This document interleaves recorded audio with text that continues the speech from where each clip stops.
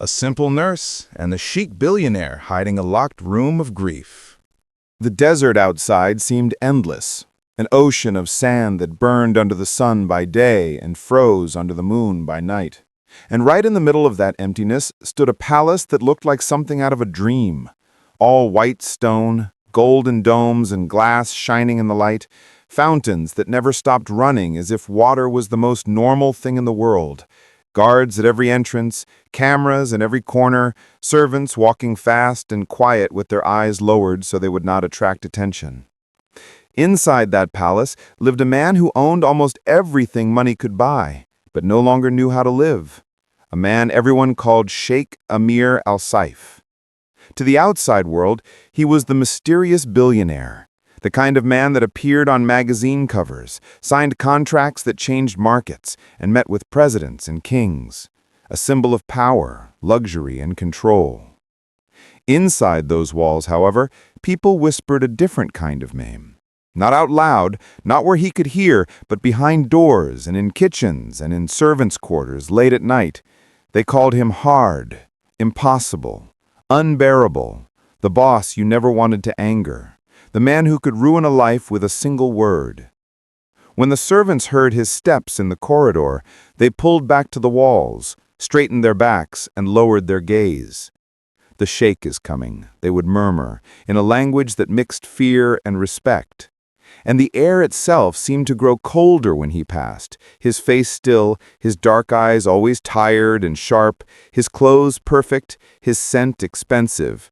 Everything on the outside carefully controlled, but his gaze empty, like a man who wakes up every day in the wrong body. Most of the people working there had never known a different Amir, but a few older servants remembered how he had been before the tragedy. And sometimes, when they were alone and sure no one could hear, they told each other stories that sounded almost like lies now. About a younger Amir who sat on the floor in the courtyard to play with the workers' children, who laughed loud at night during celebrations, who took off his shoes to walk barefoot on the cool stone, who played an old string instrument for his wife in the garden, who loved riding horses in the open desert with the wind on his face and no guards around him. That man had disappeared 3 years ago, on the day a single phone call killed 2 people and left him half alive. On that morning, everything had seemed normal. Amir woke up early, drank strong black coffee while looking at financial reports on a tablet, listened to the news with the sound low, and answered a few messages from advisors about markets and investments. In the next room, his wife Layla was packing a small suitcase on the bed, folding shirts and tiny pants with careful hands, talking softly to their son, a boy of 9 with too much energy for such a small body, a boy named Yusuf. "You're really going to miss his recital?" she asked from the doorway, watching him with a look that carried a little hurt but also a kind of tired understanding, the look of someone who spends years being second place to work. Amir did not lift his eyes from the numbers. "I have an important meeting in Dubai," he replied in a neutral tone. "I will meet you both there later." A few minutes later, Yusuf ran in, backpack too big on his shoulders, eyes shining. "Dad, you're going to see me play, right?" the boy asked, his voice full of that kind of trust only a child can have. Amir forced a small smile and finally looked up. "Of course I will," he said. "I never miss anything of yours." It was not a cruel lie. It was the kind of adult lie that grows out of habit. A promise thrown into the air because there is always later, always tomorrow, always another chance. Layla closed the suitcase with a sigh so quiet he almost did not hear it. She knew it was wrong for him to stay. She knew he was becoming a stranger at the important moments. But she also knew that if she pushed too hard right then, it could turn into an argument in front of the boy. And she did not want Yusuf to leave with that kind of memory. "Come, my love," she told the child gently. "The plane is waiting. Your father will come after us." They left the room together. At the front of the palace, guards opened doors, drivers waited, the car engine hummed. Amir walked with them to the entrance, kissed his wife quickly, hugged his son with a little more force than usual, as if some part of him felt something out of place but could not name it. What stayed in his mind forever, however, was not the kiss nor the hug, but that last look. Yusuf smiling with a missing tooth, pressing his little hand to the window of the car, shouting, "Don't be late, okay, Dad?" as the driver pulled away. Amir raised his hand and waved, already turning his back, already thinking about his presentation, already telling himself he'd make it up to them later. 10 minutes after the car disappeared through the gates, he was sitting in a conference room at another wing of the palace, surrounded by men in dark suits, a big screen on the wall full of charts and colorful lines going up and down. They talked about millions and billions, about expansion and risk and opportunity, the language of people who believe numbers are the most important thing on earth. In the middle of someone's long explanation, his phone vibrated on the table. Irritated by being disturbed, he glanced at the screen, ready to ignore it, until he saw the name. It was the pilot of his private jet. He answered immediately. "Yes," he said in a calm, authoritative tone, still halfway focused on the meeting. The voice on the other end, however, was not calm at all. It shook, like someone trying not to scream. "Your Highness, we have a problem." The next words came in broken pieces, swallowed by noise and interference. "System failure. Instruments. We are losing control. We are over the sea. I'm sorry, I'm so—" And then it cut off in a burst of static, as if someone had ripped the connection out of the world. For a second, the room kept moving around him, the men talking, the graphs changing. Then everything went silent in his head. He stood up slowly. Several eyes turned to him in confusion. No one dared speak. "The meeting is over," he said, and his voice sounded like it was coming from very far away. He walked out without another word. He tried calling again, and again, and again. Nothing. An hour later, in a private room with military officers and aviation authorities, he heard the words that would replay in his mind every night for the rest of his life. "Plane down. At sea. No survivors expected. Destroys located. No bodies." The world after that turned gray. There was a funeral without coffins, prayers said over empty boxes, flowers arranged around air. People came to him dressed in black, said, "I'm sorry for your loss" in every language possible, hugged him too long, touched his arm like he was made of glass. Each condolence was like a dull knife. He did not cry in front of them. He did not allow himself to collapse where others could see. He stood as if carved from stone, back straight, expression locked, a jaw tight. They thought he was strong. They thought he was cold. Alone in his bedroom, with the door locked and the curtains drawn, he smashed glasses against the wall until they shattered like stars of broken light, kicked furniture, shouted into pillows, hit the wooden headboard with his fists until his knuckles split and bled. His older brother Hakim tried to reach him.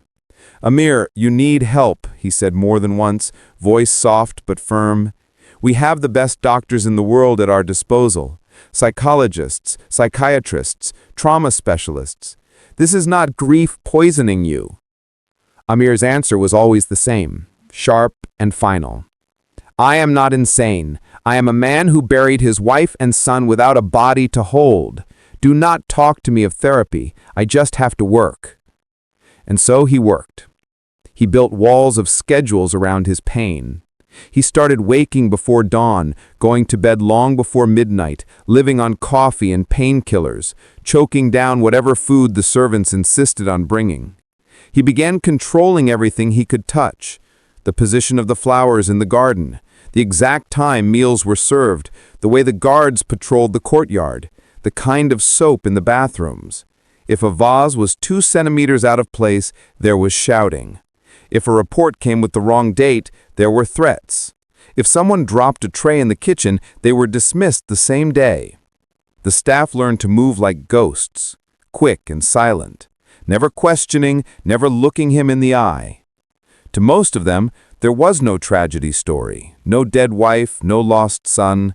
There was only the sheikh who snapped at anything and anyone, who never smiled, who turned every small problem into a storm. What nobody saw, or pretended not to see, were the nights. Almost every night, sometime around 2 or 3 in the morning, the same thing happened. Amir would jerk awake with a gasp, his chest tight, his skin drenched in sweat, the sound of metal tearing and water rushing filling his ears. In the dream, he was in the plane with them. He could feel the seatbelt cutting into his waist, the smell of fuel in the air, the sound of alarms screaming. He saw Layla's face, pale and frightened, her lips moving around his name. He saw Yusuf's small hands reaching for him as the cabin filled with water. He never managed to reach them. He always woke up just before he drowned. For a few seconds, he didn't know where he was. Then the ceiling of his room came into focus, and he realized that once again, he had survived what they had not. He would sit up slowly, breathing fast, pressing a hand over his chest like he could force his heart to beat at a normal pace. Clara's shift had already gone on 2 hours longer than it should have. The fluorescent lights above her buzzed softly, the kind of sound that only tired people notice, and the corridor smelled of disinfectant, sweat, and cheap soap. Monitors beeped behind closed doors. Somewhere a patient coughed, somewhere else a baby cried. Clara walked slowly toward the small break room, rubbing the back of her neck with one hand, feeling the weight of the day on her shoulders. Her sneakers were old, the soles thin, and every step made her aware of how long it had been since she last took a real day off. She pushed open the door with her hip, tossed her used gloves into the trash, and went straight to the vending machine. She dug in her pockets for coins and found almost nothing. A few small coins that would maybe be enough for the cheapest, bitterest coffee. Of course, she muttered under her breath, end of the month and even the machine is too fancy for me. She put the coins in anyway and pressed the button. The machine hummed and rattled, and a paper cup dropped down. The dark liquid started to pour, and for a moment she just watched it fill, like it was the most important thing in the world. Behind her, the door opened. "Clara," called the voice of Dr. Ramos, the hospital's medical director. He rarely came to the break room. She frowned and turned around, cup in hand. "If this is about covering another night shift," she said, half joking and half serious, "I think my spine might officially resign." He gave a small smile that didn't quite reach his eyes. "Not this time," he answered. "Sit down for a minute. I need to talk to you." That sentence in a hospital could mean many things. Someone died. Someone complained. Paperwork. A mistake. Bad news. Clara felt a little knot form in her stomach. She sat at the small table, the chair creaking underneath her. Dr. Ramos closed the door and sat across from her, placing a folder on the table, but not opening it. "You're scaring me," Clara said lightly, trying to cut the tension. "Am I being fired? Because if I am, at least let me keep the coffee." "You're not being fired," he replied. "Actually, you're being invited." "Invited?" she repeated. "To what? Another committee? Another online seminar about empathy?" He took a slow breath and chose his words carefully. "Do you remember a few months ago, when a foreign doctor came here and asked a lot of questions about our mental health ward, about how we deal with trauma patients, about our staff?" Clara thought for a second, then nodded. "Tall, gray hair, always carrying a tablet. Yeah. I thought he was just writing some kind of report." "He was," Dr. Ramos confirmed. "But that report had a purpose. He works with a very special client. A very rich, very powerful family in the Middle East. They were looking for a certain kind of professional.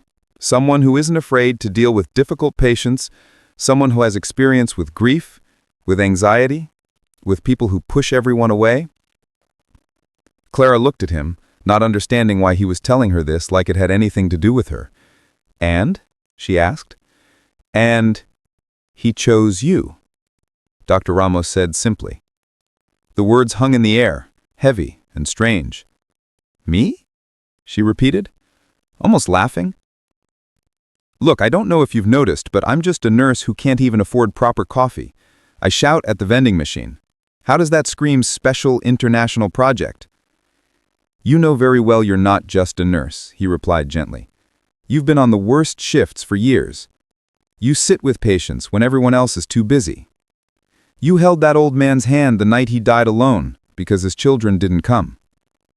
You spent 3 days non-stop with that teenage girl who tried to take her own life until she finally started talking.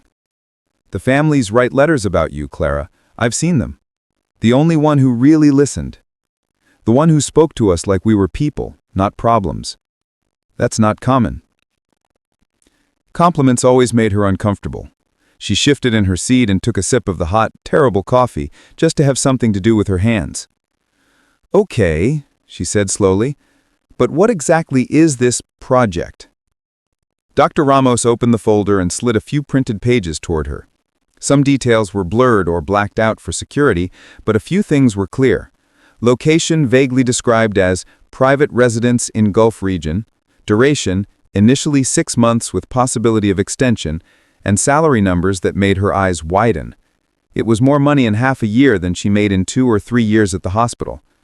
This must be a joke, she said, staring at the numbers. It's not, he answered. They provide housing, food, transport, security. You would live in the residence, care for one primary patient, and coordinate with their local medical team. One patient? She asked. Just one? Yes, just one, but a very complicated one. He leaned forward a little, lowering his voice as if the vending machine or the old fridge could be listening. The patient is a man in his 40s, extremely wealthy. He lost his wife and son in a plane crash 3 years ago. Since then, he has refused therapy, pushed away every psychiatrist and psychologist they brought in, and fired more nurses than I can count from the reports. He has panic attacks, night terrors, severe irritability, anger issues. He works obsessively. According to the notes, the family is desperate, and he does not like to feel vulnerable at all. Clara closed her eyes for a second. A widower, a dead child, panic attacks, rage instead of tears. For a brief instant she saw her mother in bed, unmoving, her eyes empty, the way they had been in those last months. She heard once again relatives saying, "She just needs to shake it off. It's just sadness.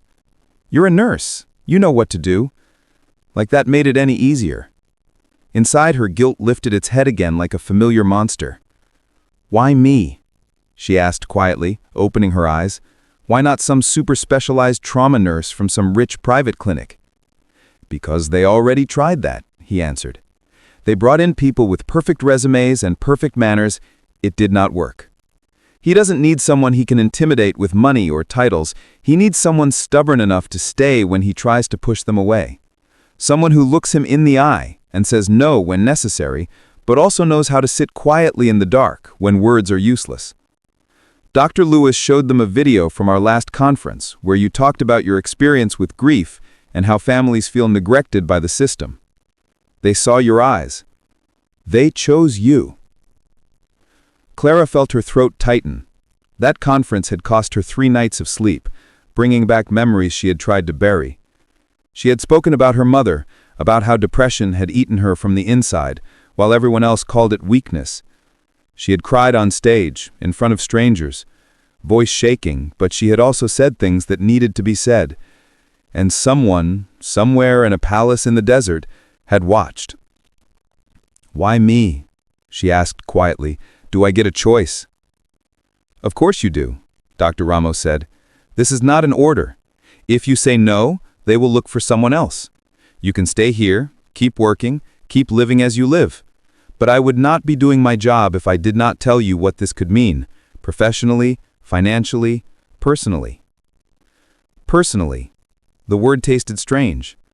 On one hand, the idea of leaving everything, of flying to a place she had never been, to live in a palace with strangers and a man who apparently treats everyone like dirt, sounded insane. On the other hand, her current life was a quiet treadmill of pain.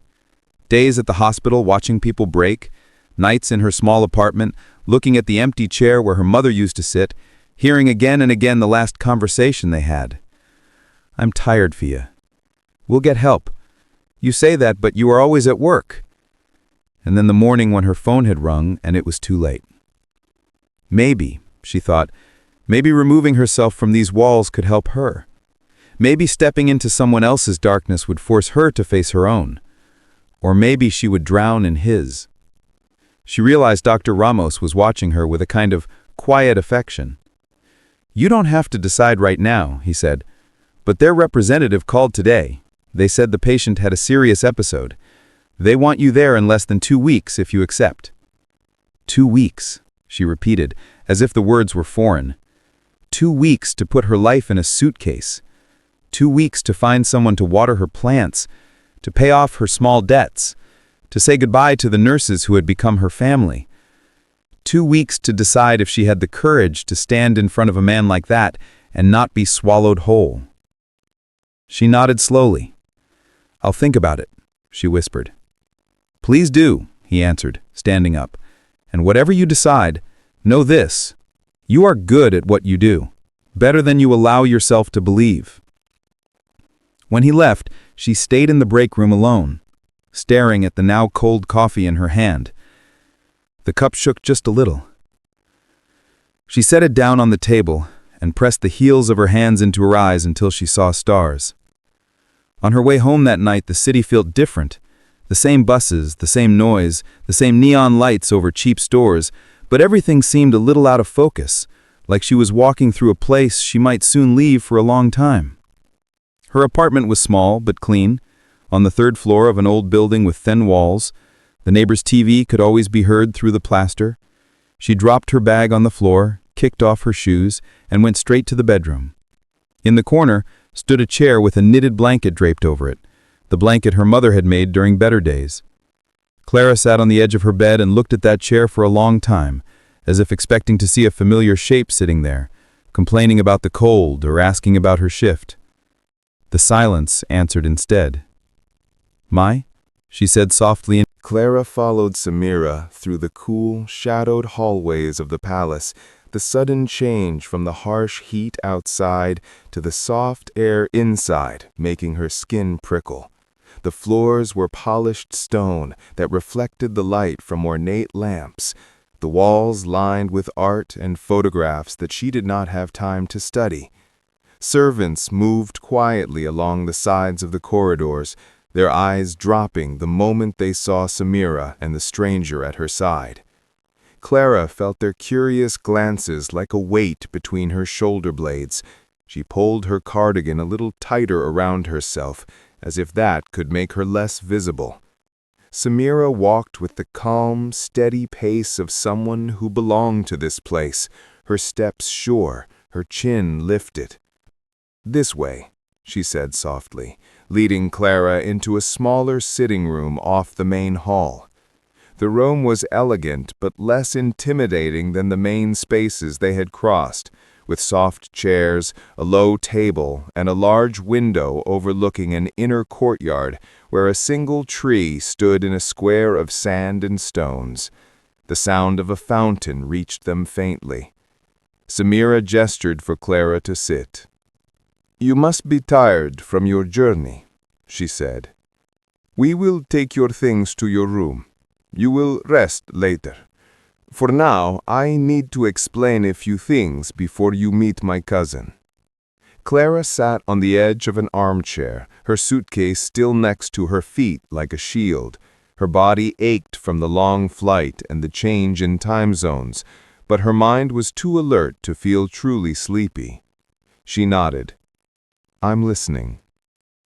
Samira folded her hands in her lap and studied Clara for a moment, as if weighing not just her words, but the woman in front of her.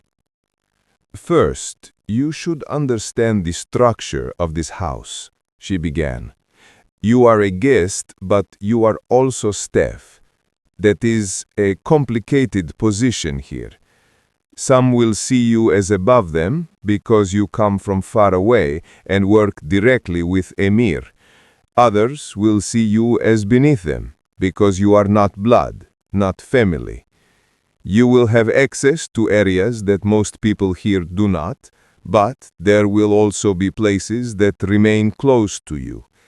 Do not take it personally. This is how things are." Clara nodded again, absorbing not just the information, but the tone. It was not defensive. It was simply factual, like describing the weather. "Second," she continued, Emir does not know you are here yet. That made Clara blink. He doesn't? My brother Hakim and I decided to bring you in without giving him time to refuse, Samira said, and there was a tiny spark of defiance in her eyes. If we had told him of your arrival, he would have found a way to stop it. He does not like surprises, but in this case, we chose the lesser risk. He has been worse since his last crisis. She remembered the description of the panic attack in the report, the way he had collapsed in the middle of a meeting, the fear he had felt when he thought he was dying. She pictured a man who controlled everything, suddenly trapped inside his own body, and felt an unexpected stab of empathy. How often does he have those episodes? She asked. Sometimes weeks pass without one. Sometimes they come twice in the same week. They are worse when something reminds him of his family, or when he sleeps too little, or when he works too much, which is almost always. She paused for a second, as if deciding whether to say the next part. There is a room in this palace that no one enters. It was his son's room. It remains as it was on the day of the accident. We know he goes there at night. We hear his steps. We pretend we do not. Clara looked toward the window, imagining the man from the reports, walking alone in the dark, stopping at a closed door he could not make himself open. Her throat grew tight. She knew that kind of ritual. Her mother's empty chair felt suddenly closer in her mind.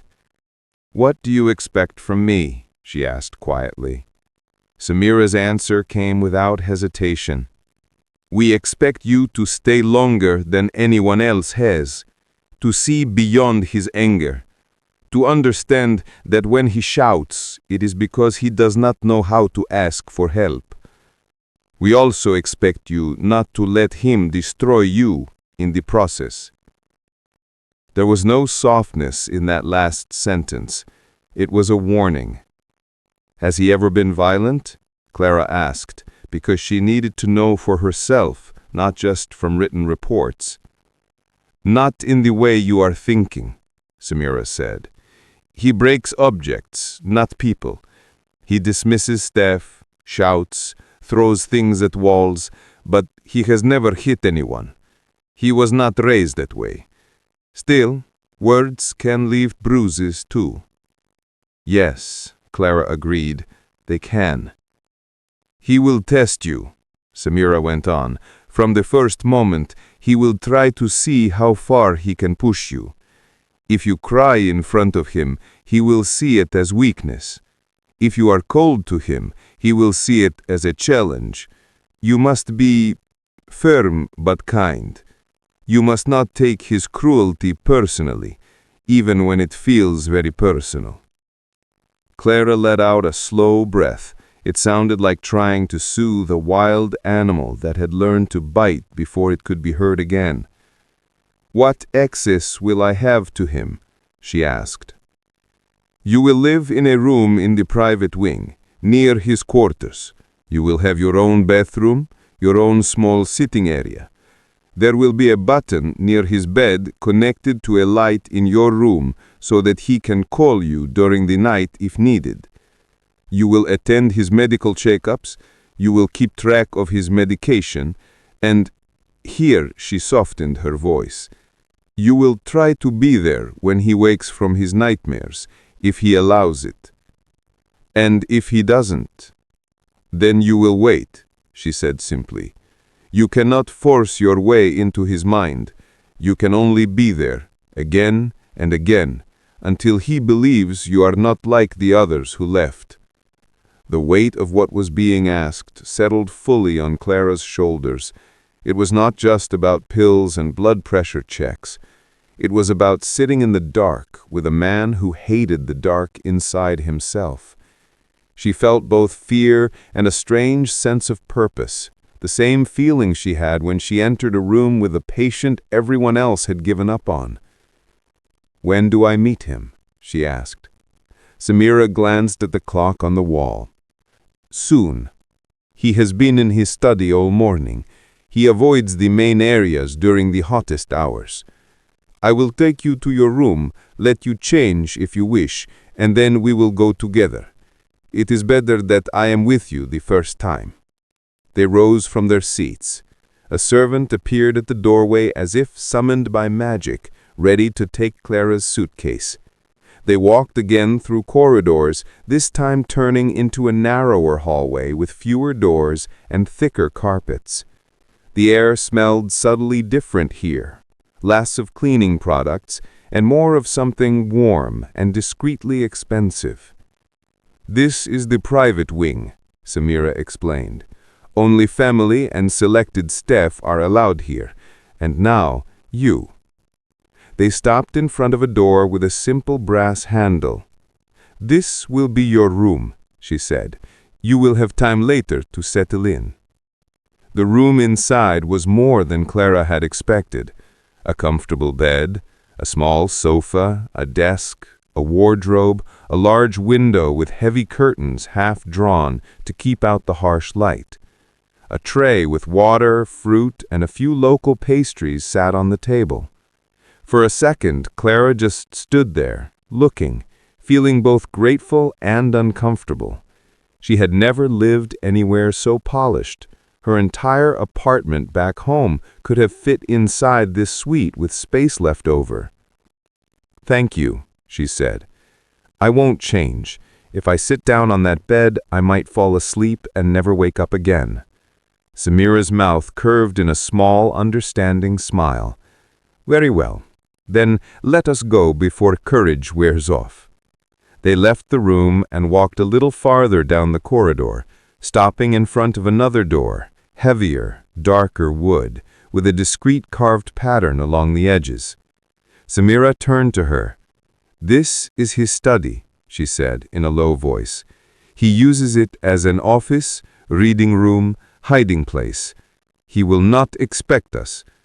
Are you ready?" Her heart thumped hard against her ribs. She thought of saying no, but the word that came out was yes. Samira lifted her hand and knocked, 3 firm, measured taps. For a moment there was no answer. Then a deep voice came from inside, muffled by the door. "What?" It was not a question of curiosity. It was irritation wrapped in one syllable. Samira did not flinch.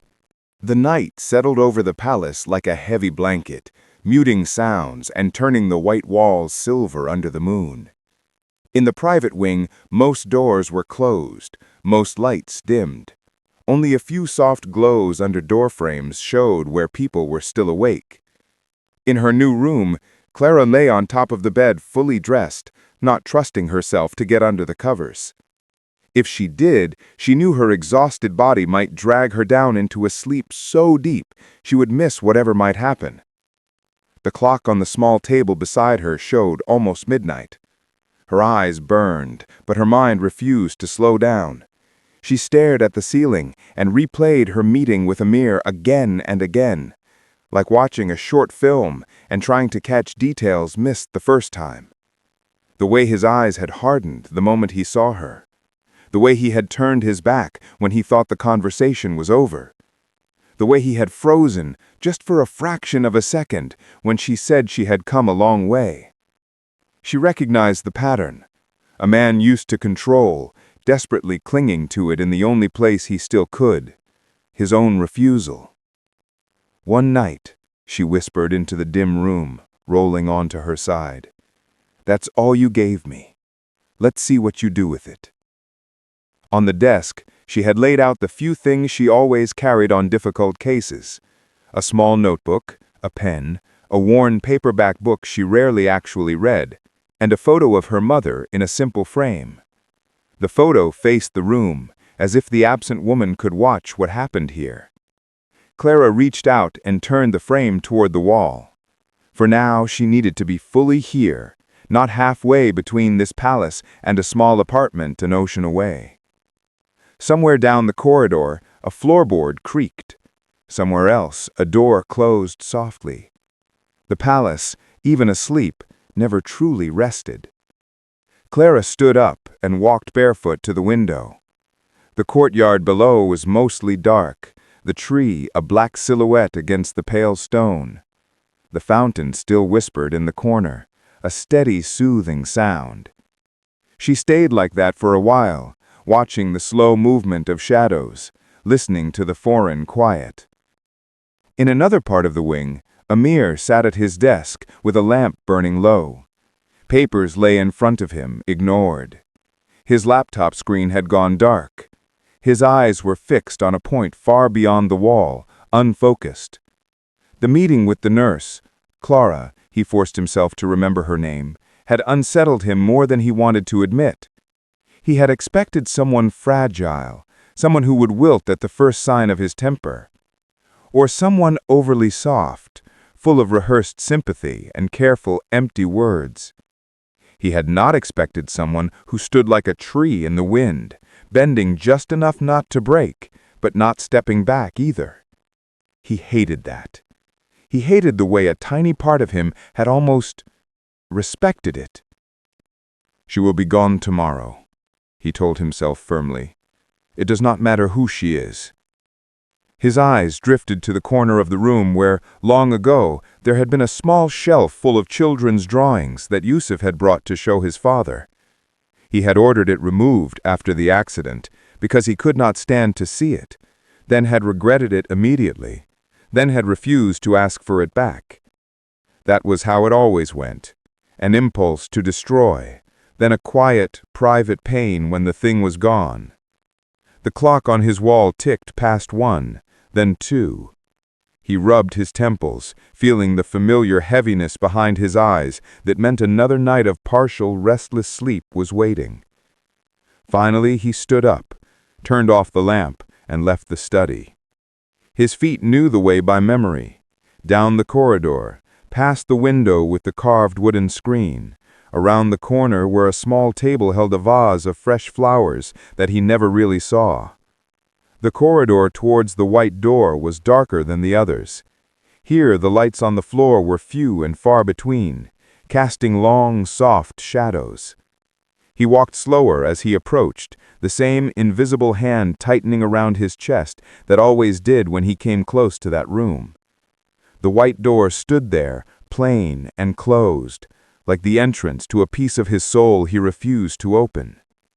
He stopped in front of it and laid his palm flat against the wood. It was cool under his skin. Memories pressed against him from the other side, the sound of Yusuf's laughter, the way his small feet had padded across this same corridor, the way he had once hidden behind this very door to jump out and scare his father. For a moment, Amir felt a dizzy urge to turn the handle, to step inside, to finally let the air in that room change. His fingers tightened around the knob, his breath hitched. Then the old fear rose up, sharp and paralyzing. "If I go in," he thought, "it will be real. It will be a tomb, not a room, and I will not come out." He let go, as if the metal had burned him. He leaned his forehead against the door, eyes closed, and whispered in a language Clara did not know and would not have understood if she had heard it. Words asking forgiveness, words accusing himself, words no one else ever heard. In her room nearby, Clara lay on the bed again, half dozing, half awake, when a sound cut through the soft quiet, a muffled, broken sound, almost like a stifled sob carried through thick walls. She sat up, heart suddenly racing, listening. It came again, barely there, like someone strangling their own voice. She slipped off the bed and moved toward her door. Her first instinct was to open it wide and go see. But another part of her knew that barging into the corridor in the middle of the night on her first day, uninvited, might shatter the thin allowance she'd been given.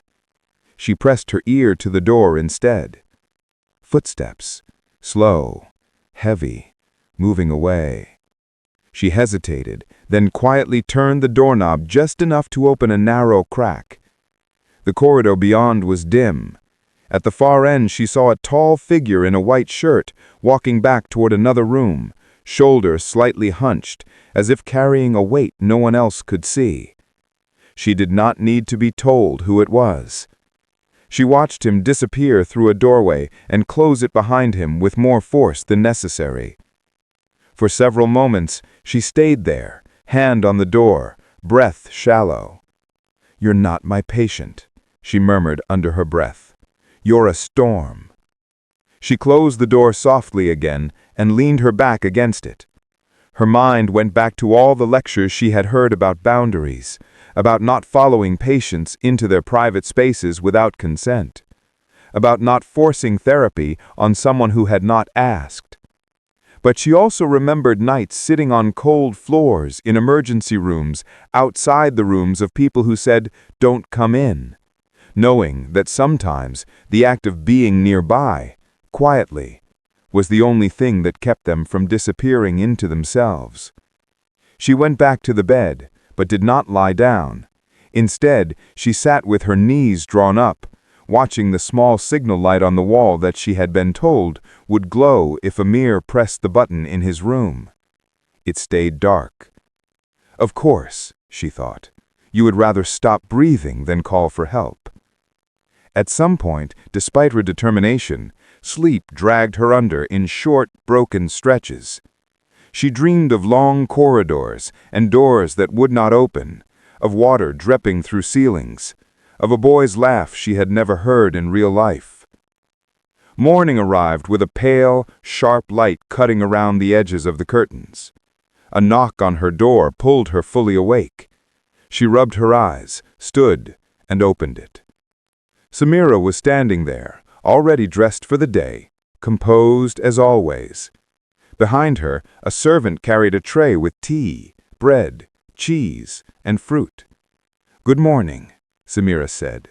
"I hope you managed to rest." "A little," Clara answered honestly. "Enough." The tray was set down on the small table. Samira stepped inside and closed the door, lowering her voice. "He knows you are still here. He did not call for you, but he also did not send anyone to drag you to the airport. That, in his language, is not nothing." "High praise," Clara said dryly, picking up a piece of bread more to have something to do with her hands than because she had an appetite. "Has he had any episodes since I arrived?" "Not that anyone has reported. He had spent most of the night in his room. The guard outside heard footsteps in the corridor at some point, but we do not ask where he goes." Her mind filled in the gap easily. The white door, the unslept-in child's room, the man leaning his forehead against the wood. "What happens now?" she asked. "Now," Samira said, "you eat, then you come with me to see the palace doctor. He will share what he can. After that, you will join Amir for breakfast." "Join him?" she repeated, eyebrows raising. "I thought I was supposed to be invisible." "That is what he said. This is what I say. It is easier to argue with him when there are witnesses he cannot fire." There was a glint of dry humor in her tone that made Clara almost smile. An hour later, after a quick shower and a change into fresh clothes, simple dark pants, a light blouse, and comfortable shoes, Clara followed Samira. The day stretched ahead like a test neither of them had agreed to take. Amir buried himself in meetings, documents, and calls, moving from his study to a conference room to a smaller office with a rhythm so practiced it was almost mechanical. Everywhere he went, people straightened, lowered their voices, watched his face for signs of the storm that could break at any moment. Clara followed, as he had allowed, always a few steps behind or off to the side, never too close, never interfering. She watched quietly as he cut through discussions with short, decisive sentences, as he dismissed ideas with a single raised eyebrow, as he pushed his team harder and harder, as if by training them to perfection, he could fix the one thing that had shattered beyond repair. At first, he ignored her completely, trading her presence as if she were part of the furniture. But every now and then, his eyes slid in her direction for a fraction of a second when he thought no one was looking. He saw her standing in the corner of the room during a tense call with a foreign partner, arms loosely at her sides, face unreadable. He saw her looking at his hands when he gripped the edge of the table a little too tightly during a presentation. He saw her glance at her watch when he skipped lunch and went straight to the next task. In the medical room later that afternoon, she checked his blood pressure while he sat on the edge of the exam table, jaw clenched, muscles tight. The numbers were higher than they should have been. "You know this isn't good," she said, showing him the reading. "You know the stress, the lack of sleep, the way you live. It's like asking your heart to carry a mountain alone." "My heart is used to it," he replied, looking away. "No," she said quietly. "Your heart is used to pretending." He did not answer. He got up, straightened his cuffs, and walked out. Toward evening, the light outside softened, turning the sand a deeper gold, the sky a pale, washed-out blue. The palace grew quieter as staff finished their day duties, and the temperature finally dropped a little. Clara went back to her room to wash her face, change into something more comfortable, and sit for a moment in front of the window. She rubbed her eyes, feeling the weight of the day, and of all the eyes that had watched her too. Curious servants, wary guards, distant relatives. She knew they were waiting to see if she would run like all the others. "One day, one night," she said to her reflection in the glass. "You promised him that. Don't think about tomorrow yet." As the sky darkened, a knock sounded on her door. This time it was not Samira, but a young servant with nervous eyes. "Miss Clara," he said in halting English. "His Highness, he is in the library. He asked that you bring the papers from the doctor." There were no papers to bring that he could not have received himself. It was an excuse, a ridiculous one, but it was something. "Thank you," she said gently. She took a folder from the desk, a summary Dr. Farid had prepared just in case, and walked through the dim corridors toward the library. The library was one of the palace's quieter treasures, lined with shelves from floor to ceiling, ladders on rails, and heavy curtains drawn halfway over tall windows. A large table in the center held a few open books and a glass of water. Amir stood by one of the windows, looking out at the dark courtyard, hands in his pockets. He did not turn when she entered. "You wanted the doctor's papers?" she said, stopping a few steps inside the room, the door closing softly behind her. "I have them." "Leave them there," he replied, nodding toward the table without facing her. She crossed the room and set the folder down. For a moment, she considered leaving. That would have been the safest choice, but safe had never been the measure she used for her work. "This is your last night," he said suddenly, still looking outside. "Your one night is almost over." "Yes, it is." "Did you see what you wanted to see?" he asked. His voice carried that tired edge again, the one that cut deeper than his anger ever did. "I saw a man working very hard to prove he doesn't need anyone, and failing." That made him turn. The soft lamplight caught his face at an angle, showing the lines of fatigue more clearly. He studied her, like he was trying to decide if she was brave or simply foolish. "You think I am failing? You had a panic attack so strong they had to inject you to stop your body from thinking it was dying. You walk at night to a door you're afraid to open. You do not sleep. You barely eat. You let coffee go cold and blame everything around you. Tell me, is that what success looks like to you?" For a second, fire flashed in his eyes. Most people would have stepped back. She did not. "You speak of things you do not understand," he said, his voice low. "You did not lose what I lost." "No," she agreed. "I lost what I lost. My mother, my home, the version of myself that believed hard work could save everyone. But loss is not a competition, Amir. It is a weight, different shapes, same heaviness." He took a step toward her, then another, stopping when there were only a couple of arm lengths between them. Up close, she could see the faint tremor in his hand where it hung by his side. "Do you know what happens if I open that door?" he asked suddenly. There was no need to specify which door. I wake up from the only lie that keeps me standing, the lie that they might walk back in one day, that the room is waiting because they are late, not gone.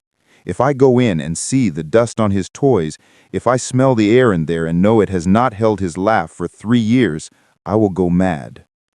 There it was. Not anger, not sarcasm. Raw fear laid bare in the middle of a library that probably never heard such confession.